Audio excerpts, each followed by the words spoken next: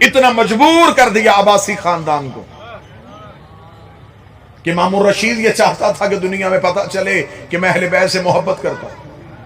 اس نے اہل بیت سے محبت کا ڈھونگ رچانے کے لیے امام کو ولی عہدی بھی دی اور رشتہ بھی دیا۔ رشتہ محبت میں نہیں دیا، اندر کی خبروں کے لیے دیا۔ اب یہ چوک میں لفظ دہرا بھی نہیں سکتا، جس نے سمجھ لیا ہے میں اسے دا دیتا ہوں۔ یہ رشتے محبت میں نہیں دیے گئے، یہ امامت کی جاسوسی میں دیے گئے۔ لیکن ان بدبختوں کو یہ نہیں پتا تھا کہ جیسے معصوم باہر معصوم ہوتا ہے ویسے ہی اندر بھی معصوم ہوتا ہے، جیسے معصوم گھر کے باہر ویسے ہی معصوم گھر کے اندر۔ کسی نہ کسی الزام لگانے کے لیے رشتہ بھی دے دیا، ولی عہدی بھی دے دی۔ امام کو بلا لیا، جب امام پہنچے تو اس نے امام کو دربار میں بلایا، دربار میں بٹھا کے اس نے کہا مولا میں چاہتا ہوں حکومت میں چلاؤں، ولی عہدی آپ کے پاس ہو، میں آپ کو بطور ولی عہد آپ کی بیعت کروانا چاہتا ہوں۔ امام نے جو پہلا جملہ مامون کے دربار میں کہا، یہ شیعت کے مناظرے کی ابتدا ہے۔ یہ جو ہم ممبروں سے مناظرے کرتے ہیں، یہ ہم ممبر سے لے کے عدالتوں تک جو مناظرے کرتے ہیں، یہ مناظرے کا طریقہ ہمیں اس مولا نے سکھایا۔ لے جی میں مناظرے کی پہلی شک پڑھنے لگا۔ امام میری طرف توجہ سے سنیے گا، امام دربار میں اور مامون رشید نے لوگوں کے دلوں میں گھر کرنے کی خاطر کہا، اسے کہا رسول کا بیٹا میں تجھے ولی عہد بنانے لگا، میں تجھے تخت پہ بٹھانے لگا۔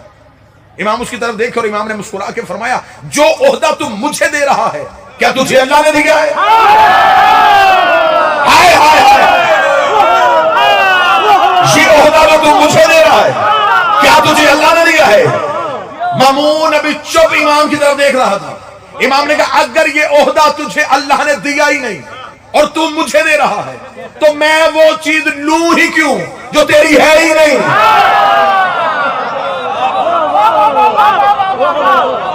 جو عہدہ تم مجھے دے رہا ہے جب وہ تیری ہے ہی نہیں میں تجھے لوں کیوں؟ اور امام نے فرمایا اگر یہ عہدہ تجھے اللہ نے دیا ہے تو یہ اختیار تجھے کس نے دیا ہے کہ اللہ نے تجھے دیا؟ تو اللہ کی دی ہوئی چیز میں تبدیل کرنے کا حق کہاں سے رکھتا ہے؟ یہ کہنے کے بعد امام نے فرمایا اب بتا حاکم ہے یا وارث ہے؟ اب بتا تیرے پاس تخت ہے یا منبر؟ تو حکومت چلا رہا ہے یا دین؟ چہرے پہ موت کے اثرات، شرمندگی دیکھے گا، لگا نہیں دین کے وارث تو آپ ہی ہیں، امامت آپ کے گھر میں ہے، رسول کی اولاد آپ ہیں، ہم تو صرف نظام حکومت چلا رہے ہیں۔ امام نے فرمایا پھر تو نے مجھے کیوں بلایا؟ اس نے کہا تاکہ نظام دین بھی چلے۔ پھر امام نے کہا میری شرط ہے حکومت کے معاملات میں نہیں بولوں گا، دین کے معاملے پہ تو نہیں بولے گا۔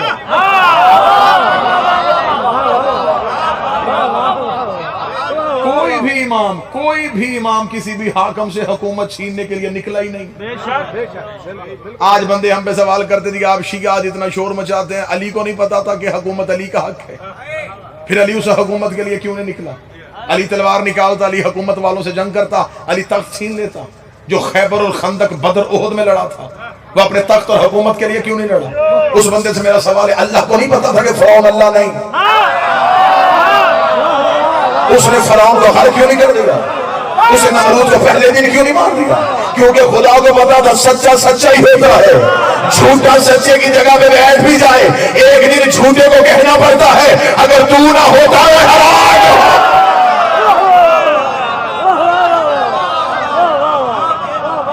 امامت کو حکومت کی ضرورت نہیں۔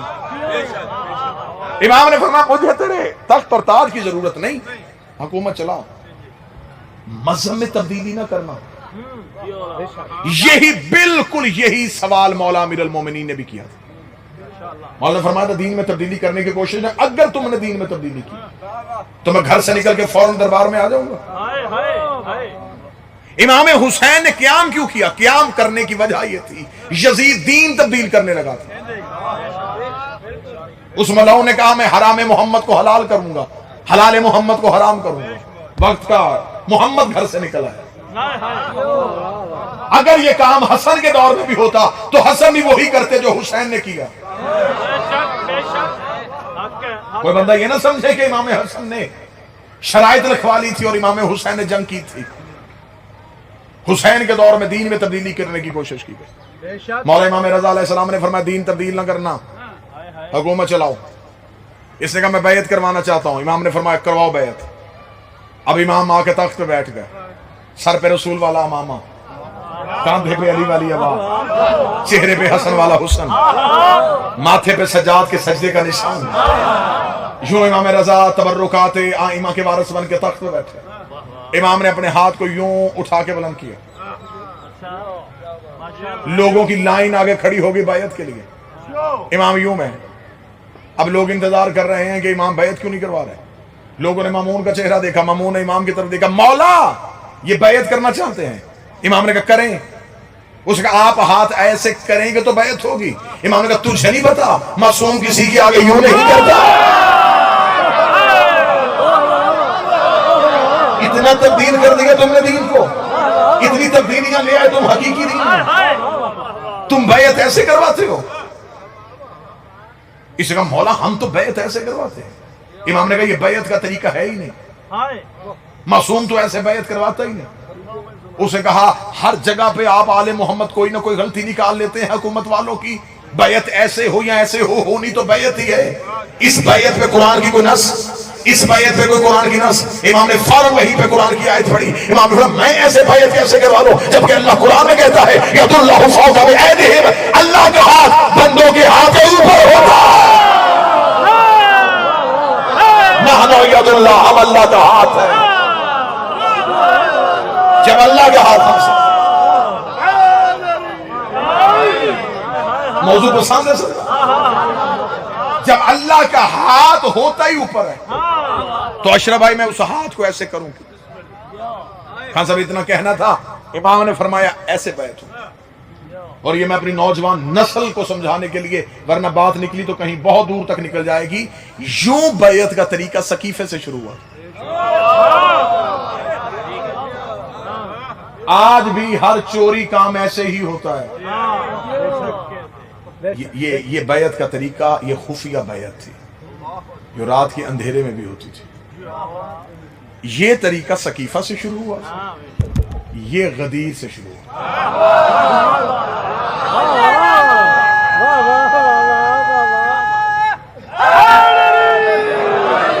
مرزا ندیم صاحب مجھے بادشاہ حسین کی قسم چیرتا ہوا جگر لے کے جھنگ کی دھرتی سے باہر نکلوں گا. صابر صاحب اگر میں نے اتنی محنت کی اور اس کے بعد بھی یہ مجمع نہ بولے. یہ بیعت سقیفے سے شروع ہوئی تھی, یہ بیعت غدیر سے شروع ہوئی ہے. اب پتہ چلا ہے کہ غازی کے علم پہ ہاتھ کیوں ہوتا ہے. ہم علم پہ ہاتھ دکھا کے دنیا کو بتاتے ہیں یہ سقیفے والا گھر نہیں, غدیر والا گھر. آج بھی علم پہ ہاتھ اس بات کی گواہی کہ یہ ہاتھ بیعت کر چکا. اس گھر کے رہنے والوں سے کوئی بھی جھکنے کے لیے نہ کہنا. اب الیکشن کے دن میں دیکھتے ہیں نا جی, کینڈیڈیٹ گزرتے ہیں گلیوں سے, امیدوار خان صاحب ووٹ مانگنے کے لیے نکلتے ہیں اور چھت پہ ہو نا دوسری پارٹی کا جھنڈا, تو امیدوار گھر کی بیل ہی نہیں دیتا. اسے پتا جب انہوں نے چھت پہ جھنڈا ہی لگا لیا ہے, اب یہ وعدہ کر چکے ہیں, اب ان کے پلٹنے کی کوئی گنجائش نہیں ہے. اس لیے ہم چھت پہ علم عباس لگا لیتے ہیں, کوئی مولوی دروازے پہ دستک نہ دے, اب واپس آنے کی کوئی گنجائش نہیں. بسم اللہ صاحب. ہم ولایت علی پہ سمجھوتا نہیں کر سکتے, ہم علی اور ولی اللہ سے نہیں. لہٰذا آج تک کبھی بھی یہ علم عباس کا معجزہ ہے کہ آج تک کبھی علم والے گھر پہ کسی نے دروازے پہ دستک دے کے نہیں کہا رات کو مسجد میں آئیے گا.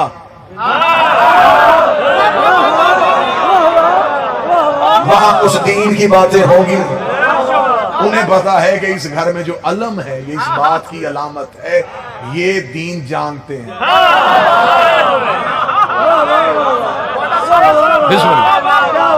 امام نے فرمایا ہم بیعت ایسے نہیں لیتے، بسم اللہ، ہم بیعت ایسے لیتے، ایسے بیعت ہونی شروع ہوئی اور کتابیں کہتی بیعت ہوتے ہوتے ہوتے ہوتے اور امام مسکراتے جا رہے ہیں۔ تھوڑی دیر کے بعد ایک نصرانی نوجوان آیا، اس نے یوں چھوٹی انگلی سے بیعت شروع کی، انگوٹھے پہ ختم کی۔ امام نے کہا پہلی بیعت اب ہوئی ہے۔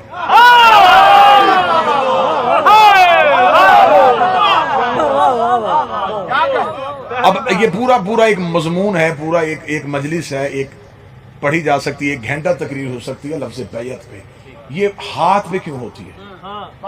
اللہ کا اقرار زبان سے ہے، بیعت ہاتھ پہ ہے۔ معصوم کو 5 چیزیں دی جاتی ہیں، 5 معصوم سے لی جاتی ہیں، نفس، جان، عزت، مال، اولاد معصوم کو دے دی، رزق، بخت، قبر، بخشش، آخرت معصوم سے لی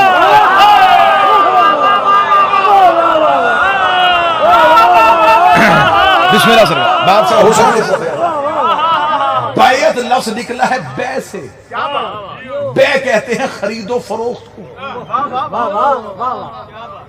آپ نے اکثر دیہاتی احباب گواہی دے، بے نامہ،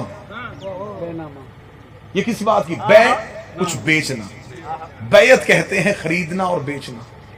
5 چیزیں بیچی، 5 خریدی، اسے کہتے ہیں بیعت۔ اب جو 5 خریدنی ہیں وہ سوائے معصوم کے بیچ ہی کوئی نہیں سکتا۔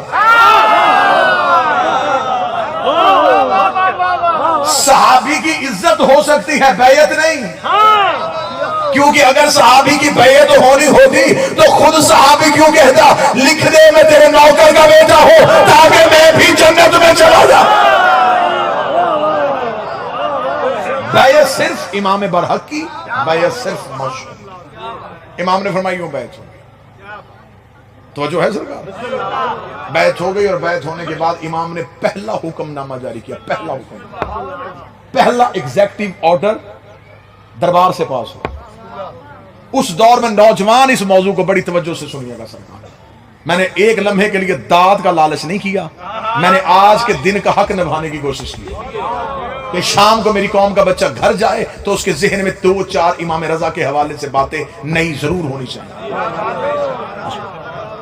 امام نے جو پہلا ایگزیکٹو آرڈر پاس کیا، پہلا سرکاری حکم نامہ دیا، اس دور میں روم جو تھا وہ عیسائی ملک تھا اور امیر تھا، پوری دنیا میں روم کا سکہ چلتا تھا۔ اس کی مثال میں آج کے دور میں دوں، جیسے آج کے دور میں پوری دنیا میں امریکن ڈالر چلتا ہے۔ امریکن ڈالر وہ ہے کہ وہ کسی بھی ملک کے کسی بھی خطے میں آپ چلیں تو وہ چل جائے گا۔ روم امیر ملک تھا، روم کا سکہ ہر جگہ پہ چلتا، روم عیسائی ملک تھا، اس کا بادشاہ عیسائی تھا۔ انہوں نے اپنے سکے میں اپنے مذہب کی تبلیغ کی خاطر اپنے مذہب کی چھاپ لگائی ہوئی تھی۔ جہاں وہ سکہ پہنچتا تھا اس سکے کی تصویریں جو تھیں وہ لوگوں کو عیسائیت کی طرف راغب کرتی تھی۔ امام نے پہلا ایگزیکٹو آرڈر پاس کیا، امام نے کہا کہ آج کے بعد جتنے اسلامی ملک ہیں وہ نہ روم کا سکہ خریدیں گے نہ روم سے تجارت کریں۔ مامون نے امام کا حکم نامہ سنا تو اس نے کہا مولا ہم تو دنیا سے کٹ جائیں گے، پھر تجارت کیسے ہوگی؟ امام نے فرمایا جتنے اسلامی ملک ہیں ان میں اسلامی سکہ چلے گا، ہم اپنا سکہ بنائیں گے، ہم قدیم روم کا سکہ قبول نہیں کریں گے۔ امام نے فرمایا ٹکسال کو بلاؤ جو سکہ ڈھالتا تھا۔ امام نے فرمایا سکہ ڈھالو، اس نے سکہ ڈھالا۔ مامون نے کہا مولا آپ بتائیں کہ اگر انہوں نے اپنے مذہب کی تبلیغ کی ہے تو ہم اپنے سکے میں لا الہ الا اللہ لکھیں، دوسری طرف خانہ کعبہ کی تصویر بنا دیں؟ امام نے فرمایا سکہ میرے ہاتھ میں دو۔ سکہ ہاتھ میں آیا، امام نے اپنی انگوٹھی کے ساتھ مہر لگائی، سکے پہ لکھا ہوا علی ولی اللہ۔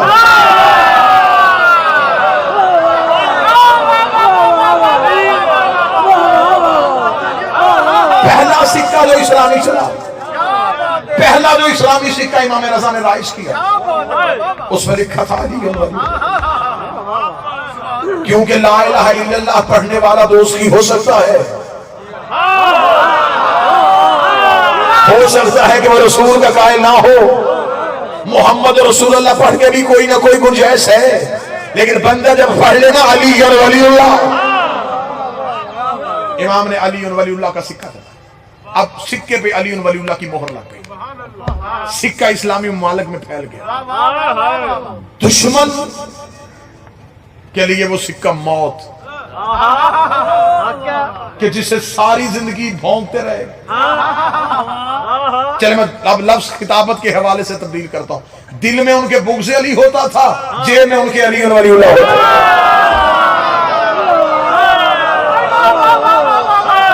اب وہ سکے وہ چھوڑ بھی نہیں سکتے تھے۔ اب جو محبان تھے، جو شیعہ تھے، جو اس دور کے محبت کرنے والے، صابر بھائی جب ان کے پاس وہ سکہ آیا تو وہ خرچ نہیں کرتے تھے، وہ کہتے تھے یہ قیمت سے زیادہ قیمتی ہے۔ ابھی کیونکہ مامون کو بھی یہ بات ہضم نہیں ہوگی، ہو سکتا ہے تھوڑے عرصے کے بعد مامون یہ سکہ پوری دنیا سے اٹھوا لے اور نیا سکہ بھیج دے، لہٰذا وہ شیعہ جس کے گھر میں وہ سکہ جاتا وہ اسے سنبھال لیتے، بچا لیتے، اسے خرچ نہیں کرنا، اسے بچا لینا ہے، کسی بھی دور میں سکہ بند ہو جائے گا پھر یہ ملے گا نہیں، پھر وہ اسے بچا لیتے تھے۔ پھر ایک دور آیا وہ جو بچا ہوا سکہ ہوتا تھا وہ شیعہ اسے کپڑے میں باندھ کے جب سفر کے لیے نکلتے اپنے بازو میں باندھ لیتے، کوئی ان سے پوچھا یہ کیا ہے، وہ کہتے ہمارا امام زامن ہے۔ یہ ہسٹری ہے امام زامن کی، یہ وہ سکہ تھا جو پہلی دفعہ اس میرے مولا نے امام رضا علیہ السلام۔ آج بھی شیعہ اپنے بازو پہ جو سکہ باندھتے ہیں یہ ضمانت ہے مشہد والے بادشاہ کو، تاریخ آپ تک پہنچ رہی ہے سکہ۔ اس میرے 8ویں بادشاہ کا دور آ گیا، امام نے فرمایا کہ ٹھیک ہے، اب طے یہ ہو گیا کہ حکومت کے معاملات مامون چلائے گا، مذہب کے جو بھی معاملات ہوں گے وہ امام رضا چلائے گا۔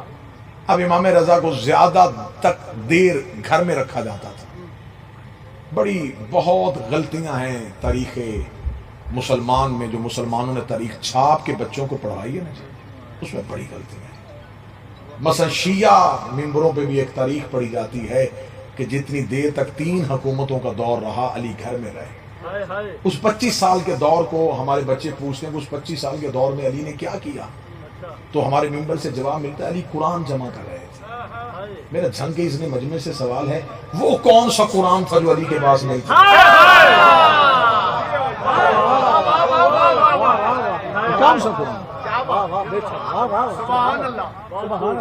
کہاں سے جمع کر رہے تھے علی؟ معاذ اللہ ثم معاذ اللہ، اگر ہم اپنے بچوں کو یہ بتا دیں گے کہ علی مختلف جگہوں سے قرآن لے رہے تھے تو پھر وہ بچہ پوچھے گا یہ جو القرآن مع علی علی مع القرآن یہ کیا ہے؟ پھر علی قرآن کا وارث کیسے ہے؟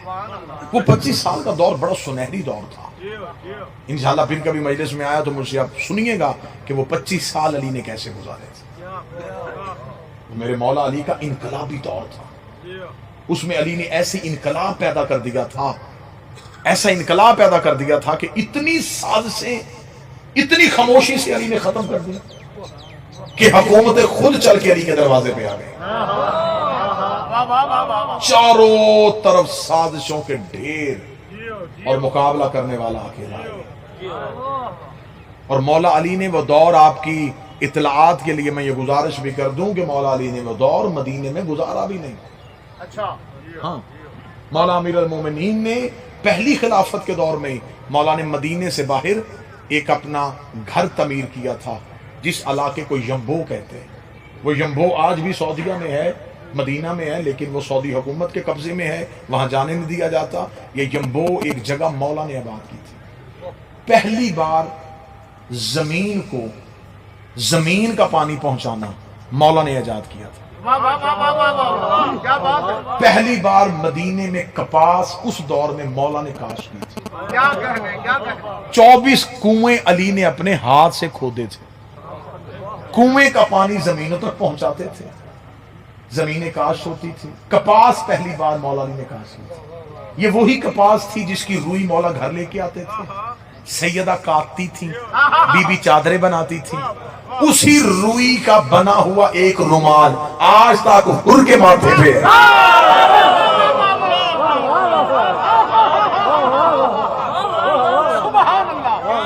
ایک پورا ادارہ تھا ناشران مذہب کے نام سے جو مولا نے بنایا ہوا، جس میں مولا کے پاس سلمان، ابو ذر، کمبر، مقداد جیسے شاگرد موجود تھے۔ کاش ہم ممبروں سے اپنے آئمہ کے وہ یہ راز ضرور پڑھیں تاکہ نسلوں تک پتہ چلے کہ ہمارے آئمہ نے انقلابی دور کیسا گزارا۔ اب 8ویں بادشاہ کا دور ہے اور امام گھر میں موجود ہے۔ متوجہ ہے نا صاحب، بہت نہیں ہو رہی، امام اپنے گھر میں موجود ہے، امام گھر میں موجود ہے، امام گھر میں موجود ہے اور حاکم تخت پہ بیٹھا۔ لیکن لوگ اتنے امام کی طرف مائل ہو گئے تھے کہ لوگ مامون سے کہتے تھے کہ تو کیوں تخت میں بیٹھا ہے؟ وارث رسول کے پاس اتنا علم ہے۔ ایک دن مامون بیٹھا ہوا اور مامون بیٹھے بیٹھے مامون نے دربار لگا ہوا تھا، یہاں یوں باہر سے خوشبو کا ایک جھونکا آ گیا۔ اب یہیں بیٹھے بیٹھے آپ مجلس میں بیٹھے اور تیز خوشبو آئے تو آپ دائیں بائیں تو دیکھیں گے کہ یہ کہاں سے آئے۔ ایسے دربار میں لوگوں نے گردنیں گھمائی، یہ خوشبو کہاں سے آئے؟ مامون تخت پہ بیٹھا ہوا خود پریشان تھا، یہ خوشبو کہاں سے آئی؟ یہ پہلی بار آئی ہے، یہ پہلے کبھی نہیں کسی نے سونگی، یہ کسی پھول کی نہیں ہے، یہ کسی درخت کی نہیں ہے، یہ کسی جڑی بوٹی کی نہیں ہے، یہ خوشبو کہاں سے آ رہی ہے؟ یا پیچھے سے ایک شخص ہاتھ کا اشارہ کر۔ مامون نے لوگوں سے کہا یہ کیا کہہ رہا ہے؟ وہ چلتا چلتا قریب آیا، اس کا جسے ڈھونڈ رہا ہے وہ خوشبو میرے پاس ہے۔ وہ خوشبو مامون نے کہا دکھا کون سا عطر ہے؟ اس نے اپنا تھیلا سامان کا کھولا، اس میں ایک ڈبیا تھی، اس نے اسے کھولا۔ کھولنا تھا اشرف بھائی، اتنی خوشبو پھیل گئی، اتنی خوشبو پھیل گئی۔ مامون نے کہا کیا یہ؟ اس کا میرے پاس ہے رسول کے سر کے بال۔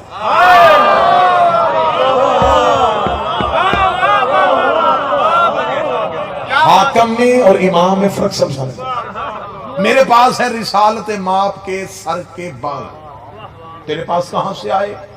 اس نے کہا نسل در نسل ہمارے پاس ہیں، ایک شخص رسول کا ہمارے خاندان میں سے مصر کا رہنے والا نبی کی نوکری کرتا تھا، رسالت ماپ نے اپنی زلفیں ترشوائیں تو اس نے یہ بال رسول سے مانگے تو رسالت ماپ نے محبت میں اسے یہ بال دیے تھے۔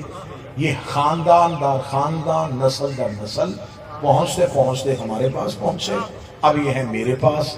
اس کا میرے دربار میں کیوں لے کے آیا ہے؟ اس کا میرے اوپر آ گئی ہے غربت، مجھے ضرورت ہے پیسوں کی، میں یہ بال بیچنا چاہتا ہوں۔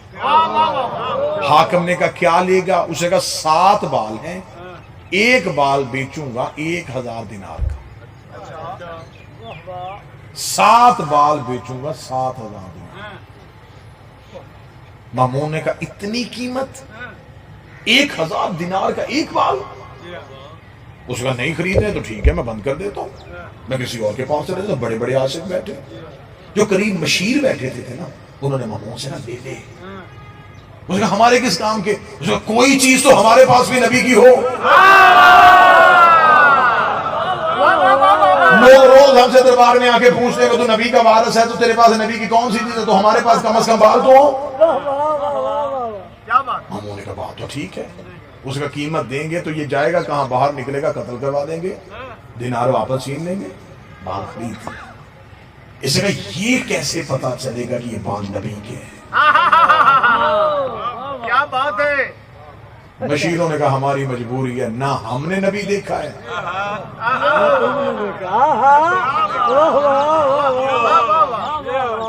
اس نے کہا پھر کیسے پتا چلے؟ اس نے کہا اسی کو پتا ہے جو نبی کا بیٹا ہے۔ کہا جی امام رضا کو گھر سے بلاؤ، توجہ جی صاحب، امام رضا کو گھر سے بلاؤ۔ امام رضا گھر سے لے جی، جھنگ میں تھکاوٹ اتر جائے گی، اگلی سطر پڑھوں گا اور یوں ہر چہرے میں مسکراہٹ آ جائے گی۔ امام رضا کو گھر سے بلایا گیا۔ اب دربار میں معاملہ کیا ہے کہ بالوں کا معاملہ ہے کہ یہ پتہ کرنے یہ بال نبی کے ہیں یا نہیں ہیں. خوشبو لوگوں کو بتا رہی ہے یہ بال رسول کے ہیں، اور اس بندے کے چہرے سے اندازہ ہو رہا ہے کہ شاید یہ جھوٹ بھی بول رہا ہو، ابھی فیصلہ نہیں ہو پا رہا تھا. یا تھوڑی دیر کے بعد امام کا پہلا قدم دربار میں آیا. لوگوں کی پریشانی بجائے ختم ہونے کے زیادہ ہو گئی، کیونکہ اتھر سے بھی وہی خوشبو آ رہی ہے.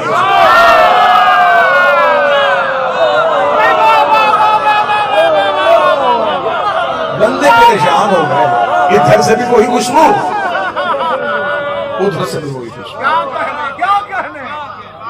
امام کا آنا تھا یا خوشبو ایک ہو گئی. متوجہ. امام آ کے کھڑے ہوئے مامون کے قریب. امام نے کہا ہاں بتا. اس نے فرزند رسول بلایا آپ کو صرف اس لیے ہے کہ آپ بتا سکتے ہیں کہ بال آپ کے نانا کے ہیں یا نہیں. جی امام نے انگشت امامت کو اٹھایا. امام نے 4 بال علیحدہ کیے، 3 علیحدہ کیے. امام نے کہا یہ 4 میرے نانا کے ہیں، یہ 3 میرے نانا کے نہیں. آپ تھک رہے ہیں اور میں چھوڑنے لگا ہوں. یہ 4 میرے نانا کے ہیں، یہ 3 میرے نانا کے نہیں. اس نے کہا یہ کیسے پتا چلے گا یہ 3 آپ کے نانا کے نہیں. امام نے فرمایا فوراً آگ روشن کرو. فوراً آگ روشن کی گئی. امام نے تینوں کے تینوں بال آگ میں پھینکے، تینوں ہی چل گئے. تینوں کے چلنا تھا. امام نے 4 بال آگ میں پھینکے. یہ آگ ایسے ٹھنڈی ہو گئی جیسے نارے نمرود ابراہیم پہ گزار ہوئی تھی. ادھر آگ کا ٹھنڈا ہونا تھا. مامون نے امام کا چہرہ دیکھا. امام نے مامون کی طرف دیکھا. شرم نہیں آتی تجھے نبی کے بال سمجھ میں نہیں آئے، نبی کی آل سمجھ میں آئے.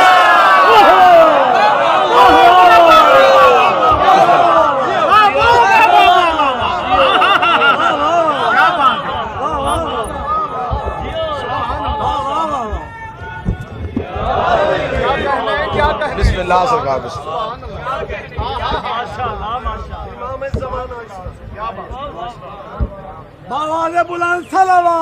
اللہم صلی اللہ. بسم اللہ سرکار. عزت معاف کریے. واجب الاحترام قابل ساتھ احترام آبروئے قصیدہ، بہترین شاعر، بہترین مدح خان، بہترین انسان جناب اعجاز حسین جھنوی صاحب تشریف لے آئے. بڑا ہی خوبصورت اور میرے 8ویں بادشاہ اس میں ایسی خاموشی سے تبلیغ کی.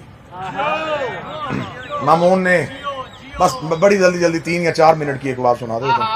مامون نے اپنے سرکاری مہمان خانے پہ دعوت کی اور اس نے سارے اسلامی ممالک کے گورنرز بلائے. 202 کرسی لگوائی. 100 کرسی دائیں، 100 بائیں اور 2 سامنے. ادھر 100 کرسی لگ گئی، 100 کرسی ادھر لگ گئی، 2 کرسیاں سامنے لگ گئی. 100 گورنر ادھر بیٹھ گئے، 100 گورنر ادھر بیٹھ گئے. 1 کرسی امام کی، 1 کرسی مامون کی. اب کھانا بہت بہترین دسترخوان سج گیا. کھانے کا اہتمام تھا. ہر ایک گورنر کے پیچھے ایک کالا حبشی پنکھا لے کے ہوا دے رہا تھا. 100 گورے عرب، پیچھے 100 کالے حبشی. ادھر 100 گورے عرب، 100 کالے حبشی. کھانا سج گیا. اب گورنر انتظار کر رہے ہیں کہ مامون شروع کرے. کیا بات ہے. مامون انتظار کر رہا ہے کہ امام شروع کرے. کھانا لگا ہوا ہے، لوگ بیٹھے ہوئے ہیں. گورنروں کی نظریں جھکی ہوئی مامون پہ، مامون کی جھکی ہوئی نظر امام پہ. تھوڑی دیر کے بعد مامون نے آہستگی سے کہا مولا کھانا شروع کریں، ہم آپ کے انتظار میں. امام نے سر اٹھا کے ان کالے حبشیوں کی طرف دیکھا. امام نے کہا یہ نہیں کھائیں گے.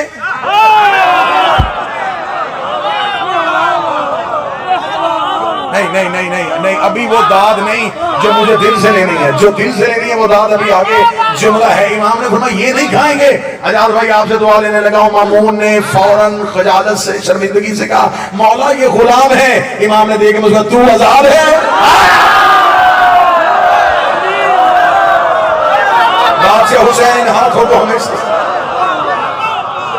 اگر یہ غلام ہے تو آزاد ہے، تو کسی کا غلام نہیں. اب اپنے ہی مہمانوں کے سامنے اپنے ہی ولی عہد سے اپنی جھکا ہوا سر ہے اور سر دیکھ کہتا ہے یہ بعد میں کھا لیں گے. امام نے کہا ٹھیک ہے پھر ہم ان کے ساتھ کھائیں گے. تم ان کے ساتھ کھاؤ، میں ان کے ساتھ کھاؤں۔ گورے پریشان ہو گئے، کالے مسکرانا شروع ہو گئے۔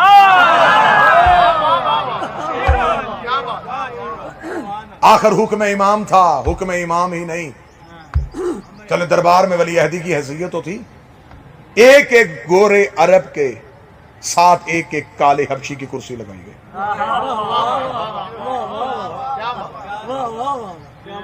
جب سارے غلام اور آقا اکٹھے بیٹھ گئے، امام نے مسکرا کے مامون کو دیکھ کے کہا، اب یاد آیا تجھے غدیر میں میرے نانے کا خطبہ؟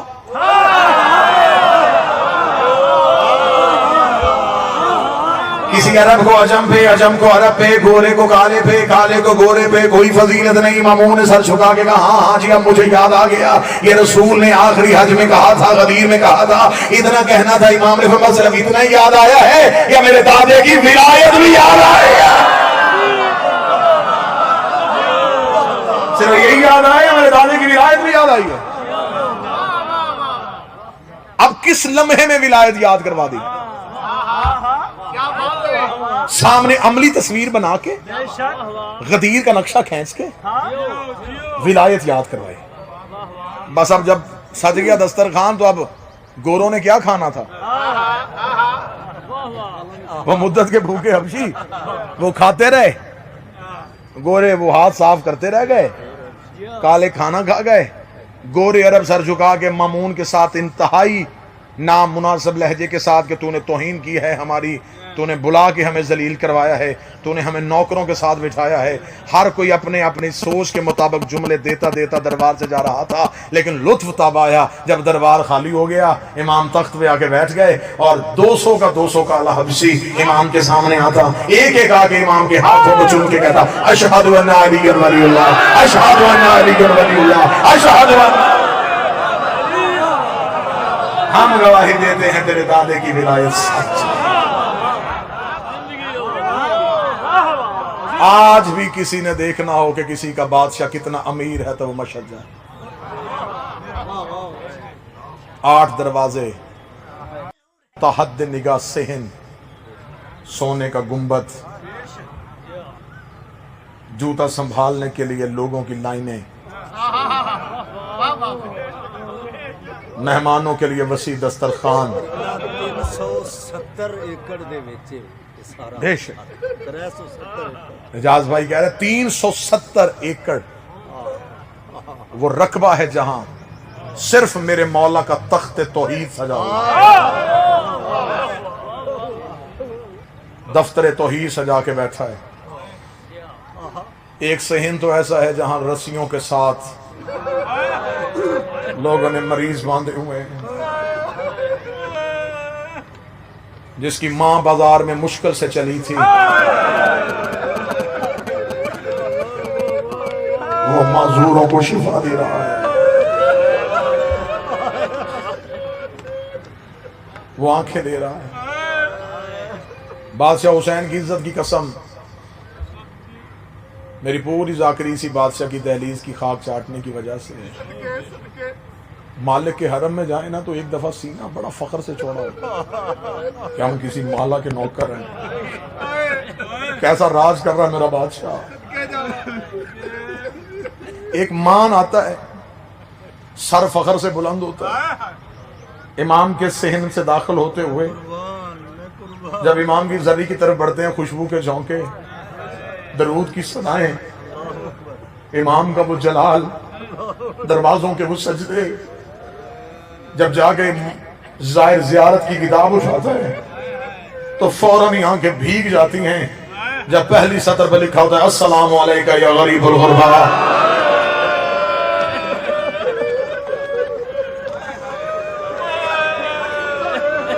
اور جس کی بہن قم کی پہاڑیوں میں روتی رہی،